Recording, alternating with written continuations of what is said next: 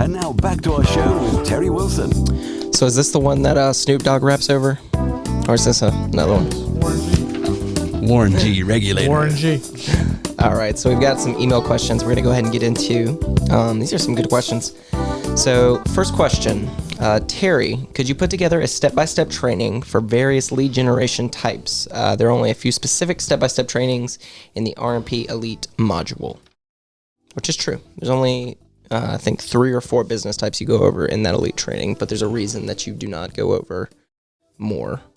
Yeah, the reason it's that way is because the very moment that let's say, for instance, you're doing, like right now there's a popular one going on with one of our survey companies right now where they're paying, I think, $4.50 for the survey on the COVID-19 thing. And so it's push polling basically, and they're probably selling it to the politicians and stuff like that. And so anybody out there that's got our tools, our bulk text, bulk dials, stuff like that, and are pushing these surveys.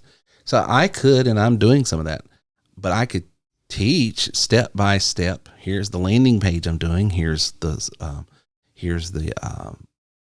text that I'm using. Here's the script that I'm using. I could go through the whole thing, but guess what happens? Then everyone uses that. Well, by the time I get it produced, guess what's over? The opportunity to use it. So, I mean, that's number one. That's number one reason.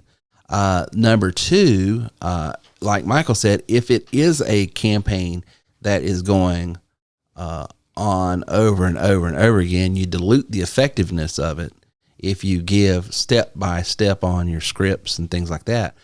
What I have learned and what helps, I approach teaching business like I would teach music or anything else in this one regards. And I'm not saying it's right, by the way. I'm not saying it's wrong. I'm saying it's the way I do it. And I would argue that if you learn it this way, then you can apply it to anything. I teach it as a template, as a pattern to go by. I show in steps 1 through 6 how to build up sales funnels. I teach what sales funnels are. I have a few illustrations as you get into RMP, like insurance, real estate. I just dropped one on Walgreens and stuff like that. I do that because you've got to have an illustration, but there's literally thousands and thousands of products, hundreds of different companies. There's no way I could do a training for every specific type. Right. Number one. Number two, it dilutes. And number three, for anybody that's been with me for any time, that's an elite member, that is connected and contracted with our referral marketing partners like Walgreens, like AT&T, like all these insurance companies that pay us to generate leads for them. That's what we're doing. You know as well as I do, a campaign goes active for a week, and then what happens? You get this email. So such and such, campaign number 5309644 has now been discontinued or suspended, which they're telling you pull down all of your funnels, stop any of your engagement. Because we're not paying you for it anymore. Because that client right now doesn't need any more leads. Right. So the campaigns are on again and off again. So I could never make a training product that would be able. I can't make a static training in a dynamic market. Right. Sure. Because it's just I think that's also some of the differences between clients that come aboard and do really, really well and those that don't. Some come into it thinking it's Lego. It's a step-by-step. You put this here, you put this here, you put this there, you do this. And it's not always like that. There's some things that are like that, but there's some more things. of it is, like you said, it's a template. It's a mindset. It's like, here's how I would do it for this business and this market. What kind of business do you hold? How would you, you bring your... Well, for instance, if I was teaching you guitar, I could teach you, okay, the way to play this country song is to play this G chord, to play this D chord, and to play this E chord. But then that song's no longer popular. Another song comes out, and it's in B flat, or you wouldn't do that in a guitar, surely, or A, or something else. And if all I ever did was teach you G, D, and E, then you're screwed as soon as a new song comes along. But instead you teach them all the chords. Teach them how to transition. If I teach you all the chords and then I teach you the theory behind it, what I just taught you when I said G, D, E was a 1-4-5 chord pattern. Yep. And that's in most pop and country songs. So when the next song comes out and they put it in B flat, all of a sudden, he said 1-4-5. So that's B flat, E flat, F. You already know 1-4-5. So you just transpose that template, that logic, onto the next thing. I teach marketing the same way. If you start recognizing the patterns, then you apply the patterns to whatever, but little nuances of the pattern will change from time to time. Like, for instance, this particular campaign says we only take email marketing. Okay. So that means your engagement process is what? Through email. Well, and I think, too, Terry, when you're looking at some of these, is let's think about the company that wants the referral marketing Business. items even established, right? Right. They're putting it, this is out of the mind of Michael at the moment, so it could be a little dangerous, especially go on ahead. lack of sleep. But they're, The way I see it. I would say they're putting it into that kind of even environment because they don't want the market slammed with one type of marketing message.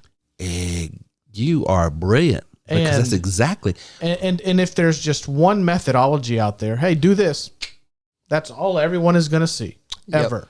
Yep. And that is probably going to connect with maybe about 3% of the population.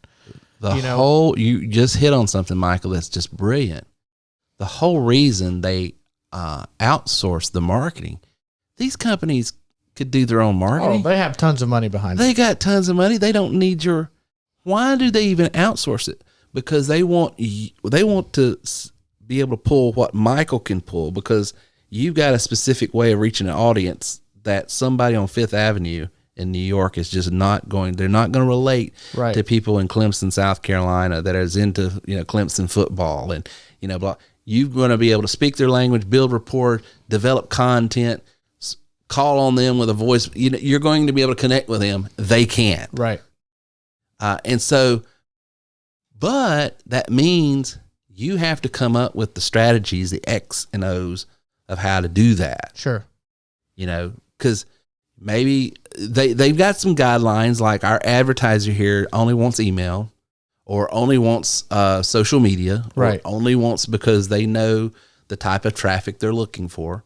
But outside of that, it's up to you to put it together. And what we do is give examples and illustrations on some 4 or 5, what I call evergreen, because insurance never goes away. You can if you learn how to market insurance and generate leads for insurance, you'll have a job for the rest of your life, because you don't have campaigns going. But like, for instance, this example I just gave a minute ago, where I'm running surveys for the COVID-19. Well, that's seasonal. God, I hope. Or every 6 months with social distancing. I hope this isn't something that becomes a static offer. But I think I think there's a little bit of it too. Also, Terry, is that you have some of these key ones out there that are ones you understand well. Yeah. Because you have a background in that industry, right? Exactly. And there's a I don't know water for purification. I don't know. Right. And so there's a little bit of that too, where you're still establishing the framework, and then insert content A. Right. Insert content B. And that's where the individuals that are coming, on as members can bring their backgrounds. Right. And then just insert content. And that's why it's so important. Another thing that you're highlighting there that Michael just brought out, guys, that you need to hear: stay in your lane. Stay in your lane. Don't try to start marketing things you know nothing about. Right. You don't know that industry. You don't have any background in it. And then, because I'm going to get this, well, Terry, I'm new to this. I know nothing. I don't come from, I've been a clock puncher. I've done this. Don't come. Okay. Do you understand what it was like to go get a job and have to apply for a job? Okay, start there, because that's a common thing everybody knows. Become a career advisor, where you're helping people get on with hourly jobs and getting paid by these companies to refer them over. Or, what industry did you come out of? Exactly. Okay, so that industry. So then just apply these tools into that industry. Exactly.